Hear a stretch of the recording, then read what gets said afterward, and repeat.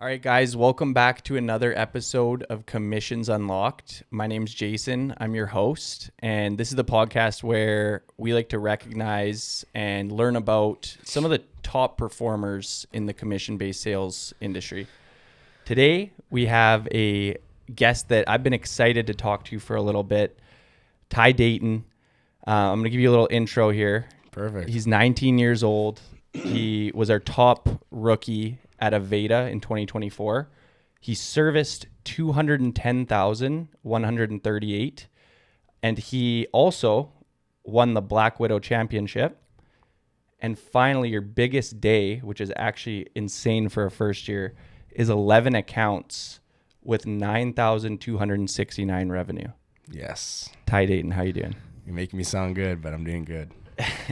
Can you tell us a little bit about your background and how you started selling with Legacy?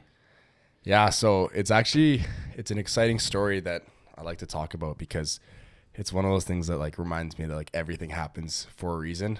Because I was in university, a little lost. I always knew that I had some kind of potential, and I just didn't know what would bridge that gap between myself and my fullest potential. And I was running like a car detailing business. I hated working for like construction. And I also did like restaurant jobs, the whole teenage experience. But I was walking down my university strip and I saw Juan Diaz, which is my manager, and he was doing like a little stand trying to recruit.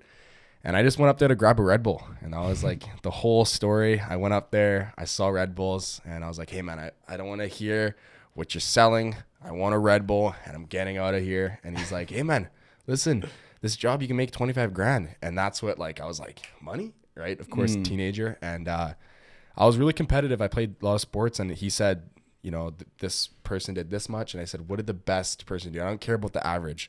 I want to know what the top rookie did last year. And he told me, and I was like, dude, I'm gonna smack that. I'm gonna crush it. And he's like, all right, come do it. So that's what happened. I just came out, started training. And where did that mindset come from? Because that's rare that you would walk up and just want to just beat the top performer right like that.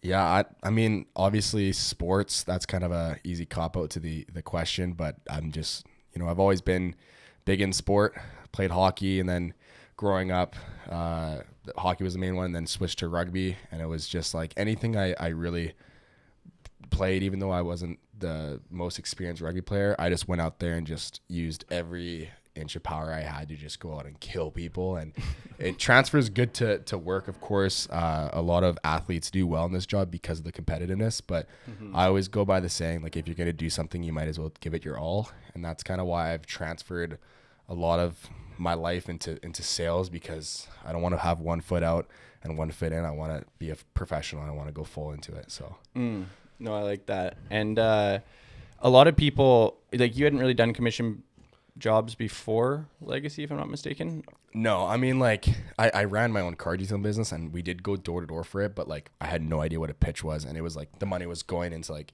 our own, like me and my brother, we like Cade, we had our own business. So kind of you can consider a commission, but we still did the job. So not really. Okay. And yeah, I want to start off by digging back into your upbringing a little bit, because I believe you have an extremely rare mindset. Yeah. And what, if any, aspects of your upbringing do you think cultivated that mindset? That's a good question. I mean, the simplest way to say it is I have three brothers. So I have a twin, which is like we have the same friends. We play sports at the same level. I got an older brother and a little brother, and man, we would just beat the crap out of each other every day. Like, I would get on the bus, grade 6, and my older brother would just come jersey me and just start giving me uppercuts. Like, we would get home from school and we're like, all right, we got 1 hour before our parents get back from work.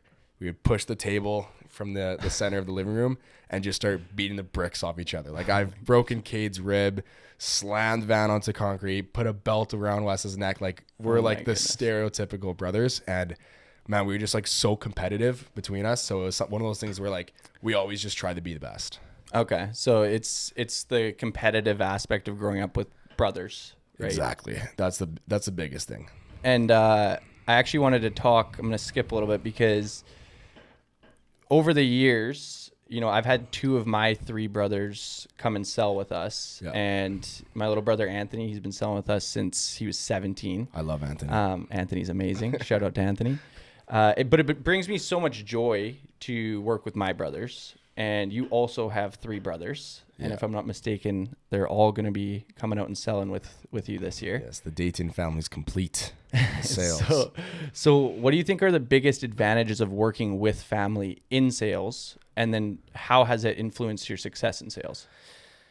I'm going to go back to the competitive side of it. Like, we started working out at a young age. I started working out because, Van was kind of getting more of the wins when we would fight. So we would just like work out all the time. And it's one of those things where if I saw my brothers working out, like, how am I not going to like hit the gym with them? Or like if I saw like Cade, when we were in school doing well in school, like I would also be like, okay, I got to hold myself to a standard. I got to be at least close to them. So it's like, yeah, going back to sales, it's like a superpower having my brothers work with me. Of course, I was the first one to do the job.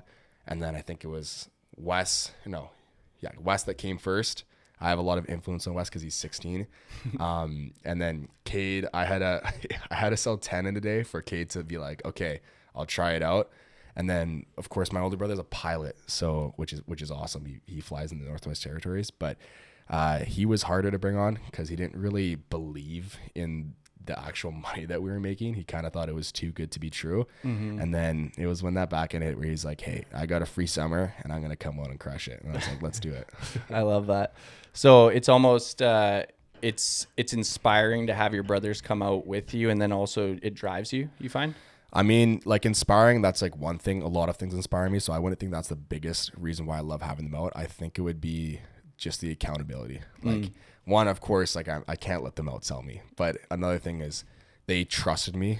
Like I was in my rookie year and I bring on like 10 guys. Yeah. Of course, some of them went off. That's typical, but 6 of them stayed and they look up to me. So I was like, every day I went out, I had this thing where it was like, I gotta sell, right? Because I've been like, a captain on like, rugby teams, hockey teams. I've coached before, and it's just the credibility is so important because why are they going to look up to you if you're not performing? And having my brothers on there, which is like, we're really, really close. I was like, man, I got to make sure I could lead from the front, lead with example, just to make sure that they know it's possible.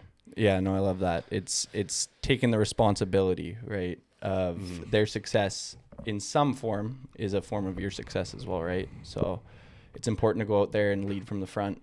Now, you sold your first 10 day in your first few weeks of selling, which is almost unheard of.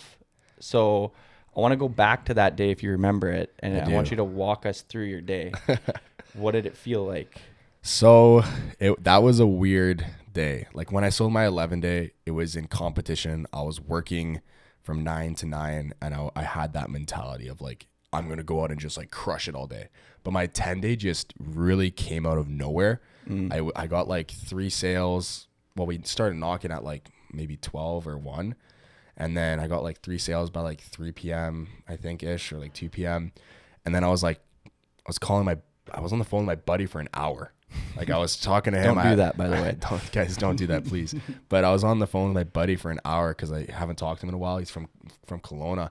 And put the phone down, went over. I did like 4 switchovers that day just because my pitch was like broken. Like, guys, I didn't do enough training. Also, don't do that. So I was going up to someone and I was like, yeah, pest control, whatever. Oh, I already have a company. Yeah, I know. I'm here to switch you over.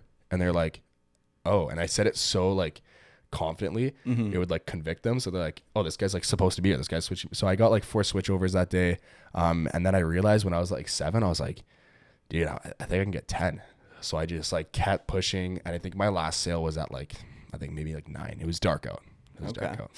So a lot of, newer individuals, when they first get into commission-based sales, they'll have a big day like that, but then they'll let off the gas. Yeah. So what was pushing you to go for 10? I like the idea. Like, honestly, like we had a group chat where we would drop bombs and I was like, dude, how funny would it be if I dropped like 10 bombs?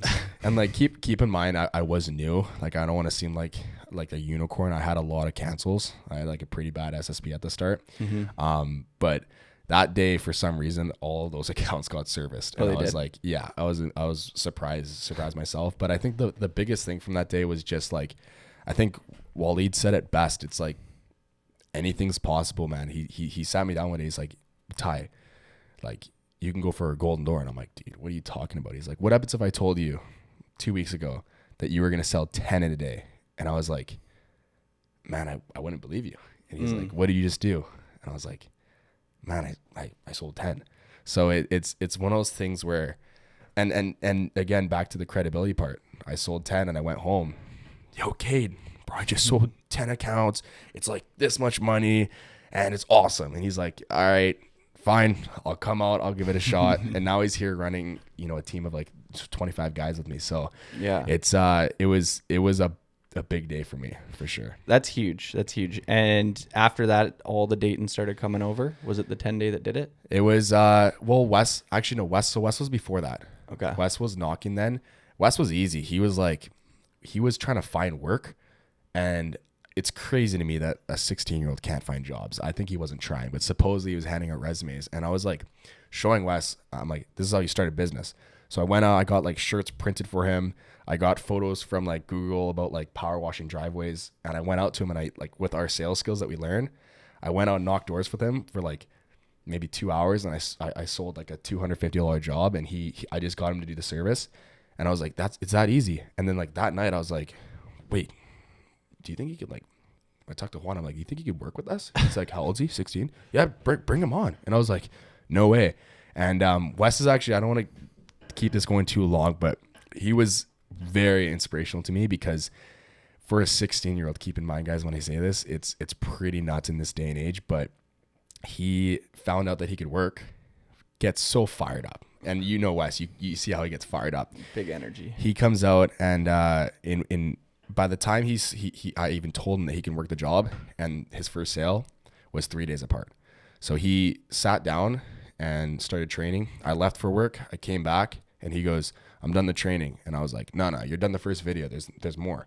And I checked his training, and he was done everything. He sat down for 8 hours straight while I was at work. He had this much, like a few centimeters of paper just full of notes. And the next day he became premium rep. Like, he role played with Rob. And then the next day he came out, 8 hours, 8.5 hours, 0 sales, 9 o'clock, boom, first sale. First day. It was, yeah, that's crazy to me, because we have reps now that are not even doing any training, and then you see a kid like that, and that's what we call green. Yeah, absolutely. It's rare to come out and sell on your first day. You sold on your first day too, right? I sold 3. Oh my goodness. Yeah. So that's not a normal start, but that's a great start.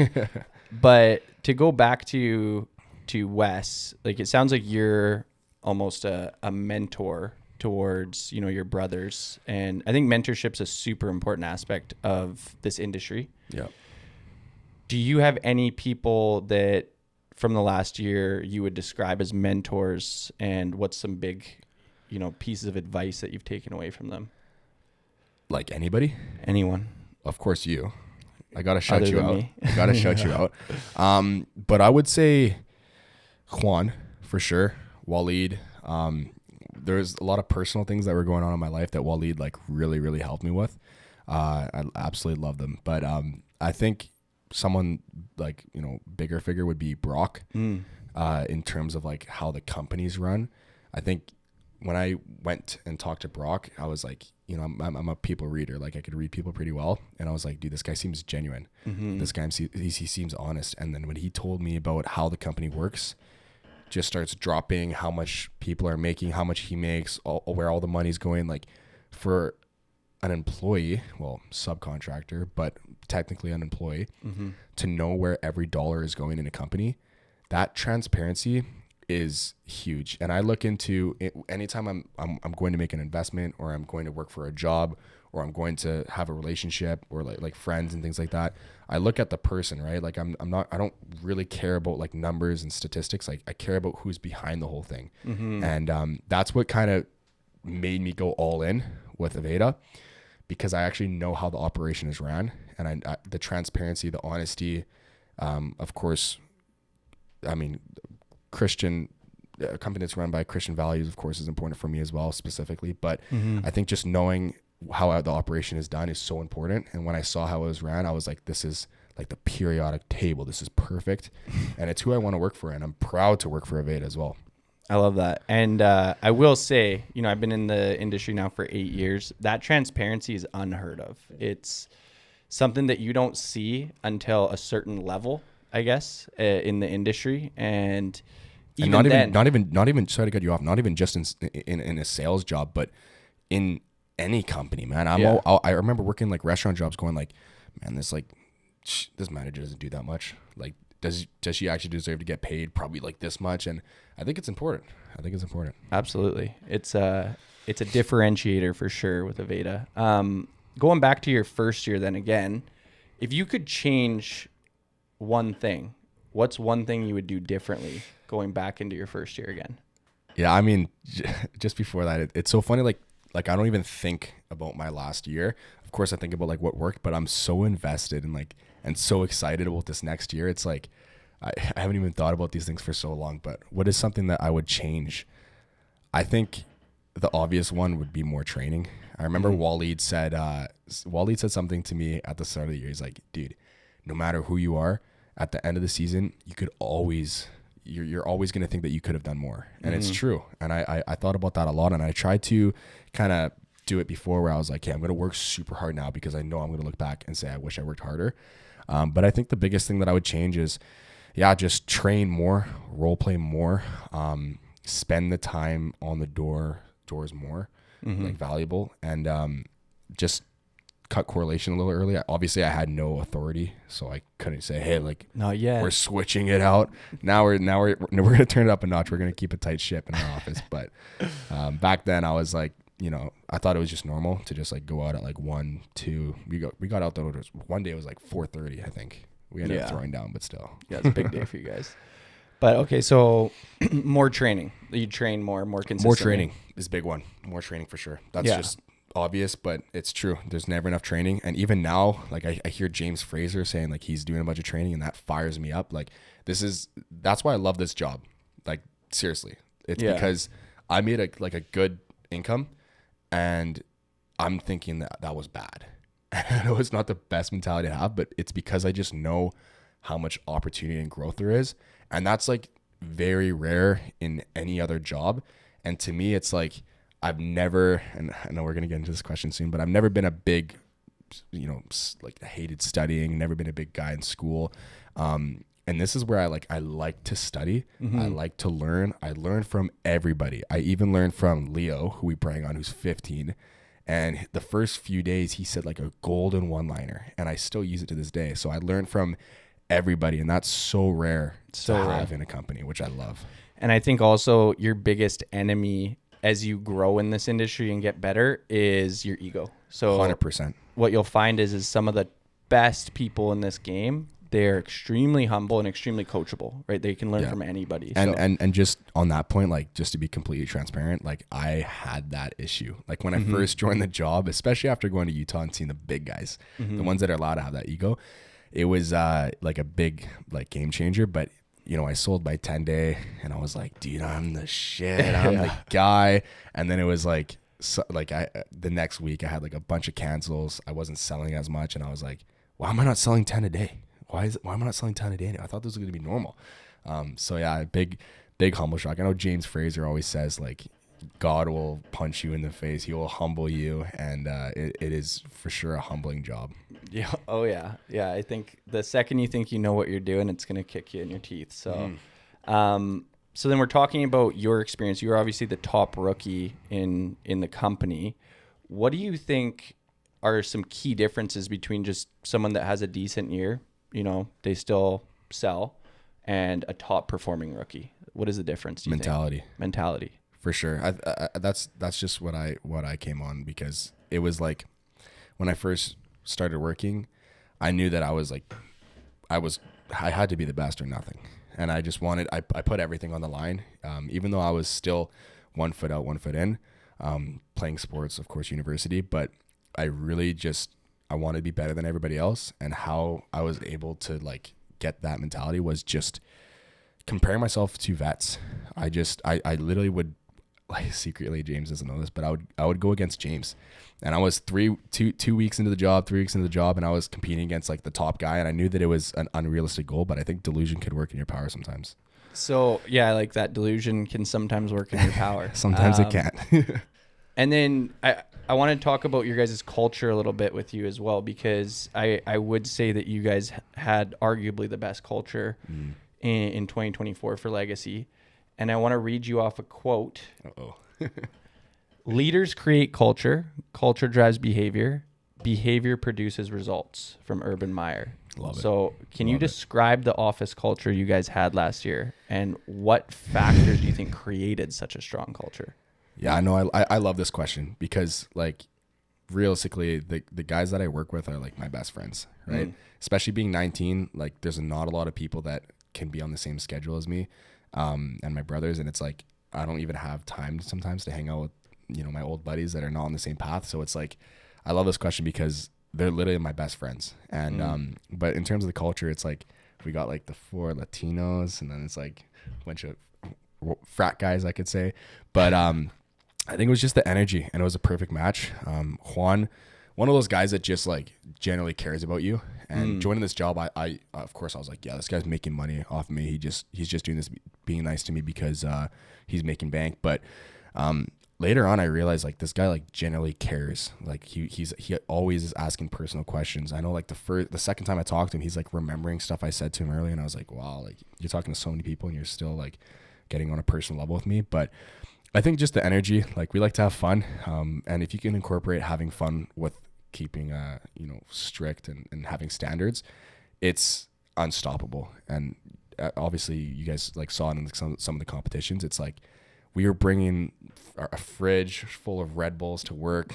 We bring on Wes's sword, and we're like, we're the Spartans, and making it fun, but also getting the energy is huge. Like I would literally grab Waleed's hand and I'd be like, I'm transferring my energy to you anytime you needed it. And he'd be like, yeah. And it's like, obviously the people outside the sales game, they're going to see that and be like, what is this? Like, this is a circus.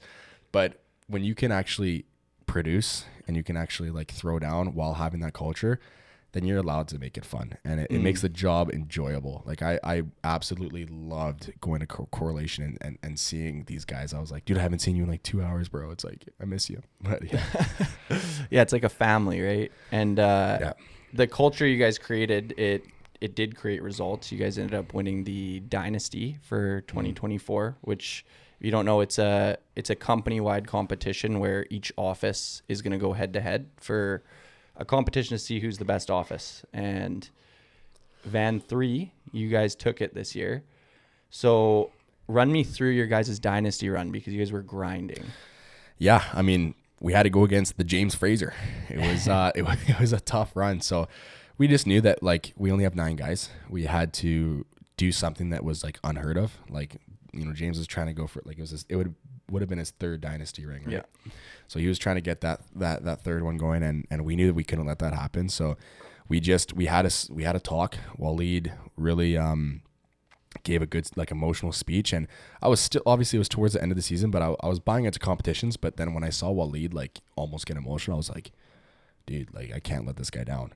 So it was a big thing. Obviously we worked like probably 75, 80 hours that week each. Yeah. We were getting on the doors at like 9 or 8:30 even. And it was like one of those things where we kept ourselves accountable. Like we were like sending photos of us at area in the morning. And, you know, I don't even think I took any breaks. Like I think it was like maybe 5 minutes to eat some food, but we were going hard. Yeah. Like we had some of our biggest days, some of our biggest weeks as well. So even going deeper into that, what was the schedule? Because you guys were running an insane schedule for a couple of weeks there, right? Yeah. I mean, well, we had Champions League, and then we had Dynasty, and then I had Black Widow. So it was like, I think I worked like 70 hours, 75, and then Black Widow I worked 86. Wow. So it was like, I mean, but to someone else that like that's maybe watching this that doesn't do sales, they're gonna be like, that's crazy. That's like more than double full time. But sales is different. It's just different. But back to Dynasty, we would literally work 12 hours a day. And we actually had Waleed and Bruno. Love those guys. But they lived in South Surrey, I think. I don't know. So they lived in an apartment far away. So we were getting home at like, sometimes we'd go home at like 11:30 after driving. And then they would have to drive 30 minutes, sleep, and then wake up at like 5 a.m. And it was just, they could have done it. But if we wanted them to perform and not get burnt out, they really needed to get their, 8 hours of sleep. So we actually opened up the house and we had Leo, Saul, what's it called? Waleed and Bruno stay there. Of course, me, Kate, and Wes were there as well. So it's a busy house. Busy house, but we kept it fun. I know some of my best memories were the nights that we would come home. We would throw on this is going to sound completely mental to some people that are watching this that are not in pest control, or even some people that are working in sales. But we would get home and we'd throw on the TV, cockroach accounts getting serviced, like crazy, like overly disgusting houses. But a couple nights we went to our backyard. Blessed that we had our house for the whole summer. Our parents were gone, but we would go in the backyard. I would throw the guitar, we would sing songs. Waleed's an amazing singer. Throw the fire on, and man, it was so much fun, especially that one night. I'll never forget it. We were like, look at the numbers. We're like, yeah, we took this home. We won Dynasty, and that was a crazy night. Like, it was so relieving, and it was probably one of the best nights of my life. I love that. Competition, it drives production in this industry, and it's a tool, right? If you can use it properly. 100%. The environment that you guys had was something different, but I want to talk a little bit about burning your ships. I want to go back a little bit here because this is a good one. Because a concept that we talk about at Legacy and in sales in general is burning your ships, right? You have to be 2 feet in if you truly want to be successful. And you're an extreme example of that. So for those of you who do not know, Ty was captain on his university rugby team. Not captain. For high school, I was captain. University, I was I was a rookie. He's just a rookie. Either way, he's playing on university rugby. He's going to business school. And after the summer, he decided to drop out and go 2 feet into sales. So walk me through your drastic decision to drop out of university to pursue door-to-door. Yeah, this is a tough take because, I don't want to be the guy that's like, I hate university. It's a scam, but it's just different, right? Like I knew I wasn't going to, complete university. It just wasn't for me. Like, I just don't like being normal. And of course our parents almost disowned us. They obviously they did disown us. We don't stay at the house anymore. But shout out to my parents. I love them. But anyways, we're in university and it's just not a place for us. Our parents were the only ones in their families that went to university. So it was huge for them. And of course, it was a different economy back then. They got their degree, got a job, put money into real estate, and were able to become pretty successful through that. But it's just not really an opportunity that's worth taking anymore. Everyone and their family members go to university, and when I was there, I felt like I shouldn't have been there. So it was one of those things where like I knew that I was practically there to play rugby, and I knew I wasn't going to complete it, and Cade was the one that pulled the trigger. So I said, hey, like let's just finish this year. Like, let's finish this year off. And then we started going through university more, and I was like, dude, I can't stand this, man. I feel like I'm wasting my time. And then we're like, okay, we're gonna stop January. Like, we're gonna just not even get a diploma. We're gonna stop, mid-year. And then I remember Cade was walking off the rugby field. I watched him play a game, and I walk off. I say, hey, Cade, like, great game, bro. Ignored me and goes, I'm dropping out. And I was like, all right, bro. So having brothers is especially close is one of those things where like I have full trust in them. Cade needs to send himself money. He just goes onto my bank account, sends himself money. That's like wild. We just trust each other. And if Cade's going to do something, I'm going to do it with him. Like, I don't care if he jumps off a bridge. I'm going off with him. We're going down together. So that's where we pulled the trigger. And of course, when we let our parents know, they were like not happy with it. So we did have to leave the estate and start living on our own, which I also think is a good thing. Yeah, for sure. Yeah. Have they turned around on this yet? I mean, for me and Cade, yes. It's just the only issue is Wes is 16 He can't and drop out, bro. he's an idiot sometimes, and he's talking about that stuff. Like, I'm dropping out of high school, and like our parents, of course, they're gonna blame us, which is not too out of pocket, but we always say like, I was even telling Wes, hey, go to 1 year of university. Like, I think university is great. Like, it's not for me because I'm more business orientated, but for someone who is like maybe lost or doesn't know what they're going to do with their life, at least get a degree while it's not too expensive in Canada to go to university. And it's how I got this job. Like, I think you network and you open up massive opportunity, especially you get references and things like that. So I'm not a university hater by any means, just wasn't for me. Fair enough. Or Cade. And it's got to be for Wes, at least high school. We got to make sure he finishes that. Let's go, Wes. You got it. But yeah, okay. So going into you moving into a leadership role now, right? So you finished the year super strong, and you saw the bigger picture of what this industry really is. And talk to me about the mindset shift that you've had coming into this year as a leader compared to as a sales rep. I think the biggest thing is, it's not even just the money for me. Like, I know it's going to sound like cliche, but like I actually do take pride in, transforming somebody's life. And if I can have any impact on them spiritually, emotionally, financially, I think is a huge win for me. But I think like Wes is a huge for me, like a 16-year-old making whatever, 14 grand in a month and a half. That's like life-changing money for a 16-year-old. Oh yeah. So, and even just like the mindset change, and people, the 6 reps that continued this summer and finished strong, and they're coming back this year, they're coming back fired up.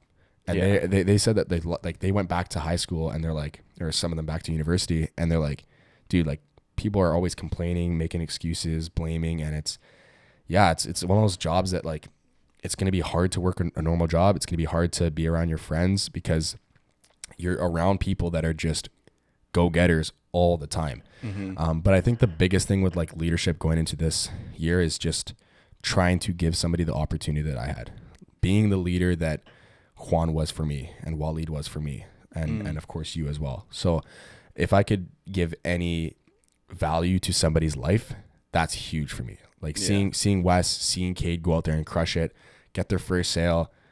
Like, it's like seeing your baby walk for the first time.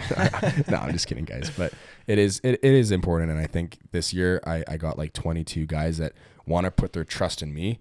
And I have to be so accountable. And that's why, like, in a couple of days, I'm going to start work up until through summer. And then even after, going for a crazy goal that is scary. But I think having a team like kind of on my back, and I know James Fraser talks about this too. It's like I have to do this. Like, it's not even like I can't have a day where I if I feel tired, if I feel sick, I'm going out every single day. There's not going to be a single day that I'm missing. No vacations, no nothing. I'm going to go to the gym, eat, and work. Because even if I sell more than somebody in my office, that's not enough in my opinion. Like, if I'm going to be leading these guys and practically taking their summer that they should be in the beach, hanging out with friends, going to parties, and they're going to be working, I got to make sure that like I give them the absolute best experience and set them up for the best summer of their life. Yeah, it's not about you anymore. And I always, at least for my experience, I had to find some level of success personally first. I was chasing that. The credibility. Exactly. But once that happened, I realized that it gives me more life to help other people succeed than just to make a little bit more money. So I do think you have to find that success first. But when it's not about you anymore, it's like the easiest motivation is when you can really buy in emotionally the impact you're having on the people that you're leading, right? It's so powerful. Yeah, I 100% agree. So excited for your 2025. Do you want to talk about your goals for the year, or do you not want to bring that up? No, I'll throw it out there. Okay. I'll throw it out there. I know it's gonna happen, so I'm not really too worried about it as much as I'm scared, but I'm going for the golden door. I'm going for 1,000 accounts. 1,000 accounts. My average last summer was like, I think it was like 3.4 serviced a day or something like that, and I just got to double it. 6.2 or whatever it is. That will set me way ahead of my goal, like 100 accounts ahead of my goal. So I'm setting that out because I'm shoot for the moon, land on the stars, whatever the saying is. But dude, it's scary. It's scary, but I know it's going to happen because I'm going to start working early every single day. And it's not even just that I'm working more. It's that the hours that I'm working are different. Like you will not catch me on the phone with my buddy for an hour. Like I'm going to knock like crazy. I might even buy a scooter because it's even better than Segways. Last longer, faster. Boom. It's a bad year to be a door. That's all I'm going to say. What's your, sounds like you're starting early. What's your plan? Are you going full out from Feb? From next Monday.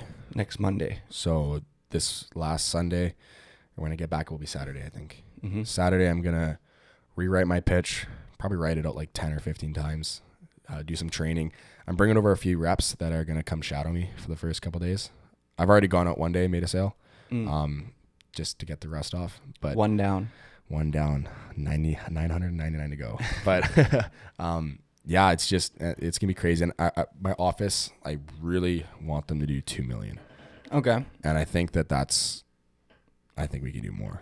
I know we will do more, but anyways, I love 2 it. million. 2 million. So 2 million from the office, and that's totally attached to you going out and achieving the golden door, which is a massive, massive goal. It's gonna be the hardest. Probably the hardest, like it will be the hardest year of my life.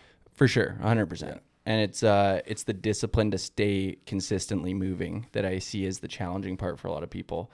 But when you do say that you're going to go hit a golden door, I believe you. And thank you. What I want to talk about is your self-belief a little bit more. I think it's one of your superpowers where a lot of people talk, right? A lot of people say, I'm going to go do this, and then they don't do it. Yeah. And it seems like, from historic data, at least with you, when you say you're going to do a 10-day, you go out and do it. So do you have any tips for developing a strong self-belief? Because what you'll see is all the golden doors talk about this. It's truly believing in your core that you're going to do it. And I think that you do, right? So where did that come from? Is there any tips for people that are trying to create that self-belief? Yeah, that's obviously an amazing question. I think I'm going to go back to when I was talking to Bruno, and I said something that I didn't even like realize that I wasn't even thinking, but he was like, Ty, like, how do you know you're going to be a millionaire? And I was like, I just am. And he was like, he didn't say anything, but I think next week he bring it up, and it's just like, just knowing, like it wasn't even something that I had to think about. He's like, you're going to be a millionaire? Yeah, I am. So I think it's like the biggest thing about self-belief is one, obviously being like realistic, like understanding what you're getting into. Like at the convention today, I talked about James and John going up to Jesus and saying, I want to sit by your right in your glory. And it's like, do you actually know what you're saying? Like you don't actually know what you're asking for. And I think making a crazy goal is insane. And when I had 12 sales under my belt, I went up to Juan and I was like, dude, I want to sell $250,000. And he's like, dude, what are you talking about? That would be like insane. But I literally thought I can do it. And I know my goal is crazy. I literally have to like 3.5x what I did last year, but I have no doubt that I won't achieve that because I know when summer rolls around, I'm going to be dropping 10 and 15 days. And 10, 15, what's your biggest days? 11? 11. Perfect. So yeah, push the boundaries up. You got to get those averages up, but I think you can do it. And I think, sorry to cut you off. I think like one more thing just about mentality is in our office, we would say our goals before the day that we would go out. And we would say like what we wanted to do in a month. And I think it's speaking it into existence. And it's obviously like you want to be realistic, but some days I would be like, today I'm going for 3. And one of the golden doors, I forget his name, but he was saying that every single day he goes for his best day. He would go for his best day. And that's how my mentality is. And just another crazy thing about like just mindset is when I went so the last month, I wrote down my goal and it was on the board for the whole month. And I didn't think about it. I didn't realize it, but I threw out a random number. I was like, I want to sell 118 this month. And it just random. I mean, it was more than I've ever sold before. That's like 100,000 revenue, service revenue. And at the end of the month, right, it was Champions League, Dynasty, Black Widow. I was not looking at that. I didn't even go to the office for the last week. And then when I did go back to the office, I looked at the board and I was like, I totally forgot about it. I was like, wait, my goal is 118. And I looked down on my app sheet and I sold 118 accounts. exactly. And it was one of those things where I was like, wow, like you could literally program your brain to achieve anything you want to do, whether it's in sales or life. And that moment, and it's crazy because usually it's someone that inspires you, but I almost like inspired myself. I was like, wait a minute. Like I literally said I was going to do 118 and I sold exactly 118. 100,000, I think it was a 98,000 serviced that month or sold that month. And I was like, that's when I was like, dude, I think I could hit a gold door. If I just average that for 7 months, which is crazy, but that's a golden door. Yeah. That self-belief is rare though. It's not something that you find oftentimes. And I think it really truly is your superpower. So you got to buy into that all the way. Yeah, of course. But we're getting close to the end of this, and going into the next year, are you excited about any rookies coming in? Do you have anyone that you want to give shout outs to? Or? Oh man, I do. And I know you were telling me a story about how you shouted out a rookie that you thought was going to do good and he didn't even show up. Yeah. So just but no, I got some guys that are going to absolutely kill it. First one, I'm a little biased, but I got to give it to my brother Van.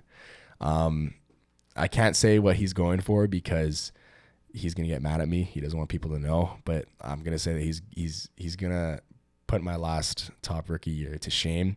I got to give a shout out to Lucas. He's a stud. He's already, I think he's premium rep already, and he's coming out shadowing me next week. Cameron, he's a little bit iffy about the job, but he has the dog and he's asking like smart questions that I asked myself when I was starting the job. Who else? Matthias, he's from SFU. Beauty also was kind of similar story. Ran a car detailing business. Always wanted to do more. And who else? Man, there has to be more. I think that's good for now. I don't want to shout out anybody that's not. Massive shout outs. That's like 10 people. Huge shout outs. I love it. Well, for those people coming into this year, what is one piece of advice you would give them to achieve their goals? Yeah, don't lose the excitement. This job will be so hard emotionally, especially physically as well. By a segue, just kidding. But I think having the excitement and buying into competitions is huge. I think like the best way to do something well is be excited about it, and that's why I didn't do good in school, because it was just I was bored all the time. I didn't like the stuff that I was learning, but being excited is huge. If you bring that onto the doors, like people will see it. Like I remember knocking doors, like so happy. Like I was like, "Yeah, what's going on, man? Are you the homo? Are you the boss here? All right, man, let's get this going." And people just like talking to people that are excited. Like if you see our energy in our office, there's a reason why everyone was showing up to Correlation and all amped up. It's because we like to see each other every day. And if you have that excitement and you can, carry it on through the summer while training, working the hours, asking questions to your managers, you will have a successful summer, no doubt. And I don't want to go on too long, but that's the thing that I absolutely love about this job, because anybody can do it. Literally anybody can do it. If you have a good work ethic, you have a good mentality, you're working your hours, and you just do some training, and you could literally make life-changing money, life-changing memories, and just transform your life to become the pathway to success and to where you want to end up in life. I think it's awesome. No, that's amazing advice. So before we do finish, are there any final thoughts or any final words that you have for salespeople that are either striving for success or striving to hit that next level? Yeah, I mean, one I can say specifically for Avayda is it's just like a crazy opportunity. It's like Bitcoin when it was at 10K. It's just knowing that, seeing the averages, like seeing numbers that are not just pulled out of, your left pocket, like numbers that are actual averaging. And it's like your first summer for rookies, it's like 24K, second summer, 68, third summer, 90, fourth summer, 120. It's like, that's like amazing income in such a short period of time. If you put it into monthly, it's like a doctor's salary, what some people are making out here. But other than just money, because that's a byproduct to success, I think like how it's going to transform you and your mentality towards life and your mentality towards work and family and how valuable your time is crazy. And for people that are using this job as a tool, like myself, I'm not too keen on bugs. I don't really care about them, but it's just the work ethic that you get from this job, the knowledge, the networking, in 10, 15 years, I'm sure I'm going to be coming to you with some crazy business idea, and I might get a couple millies from you. But yeah, no, I think it's huge. That's one of my favorite things about this job is just the opportunity. Yeah.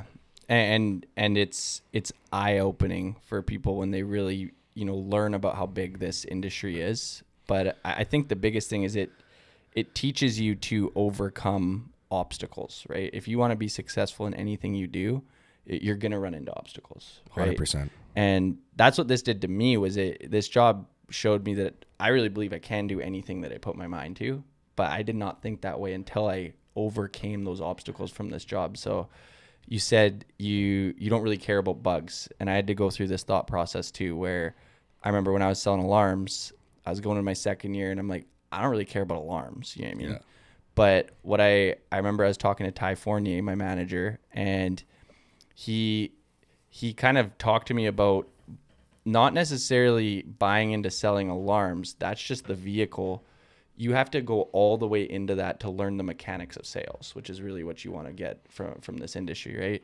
So sometimes you're gonna have to sell yourself on whatever you're doing, but really what it is for what it gives you, like the extraction of all those skills, right? That's what this industry does. Yeah, sell or be sold.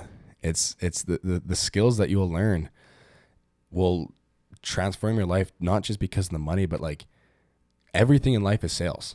It's like, and even just in terms of like opportunity, if you were to take the skills that you'll learn from one summer, you could for sure run a business, like 100% if you have some kind of management skills.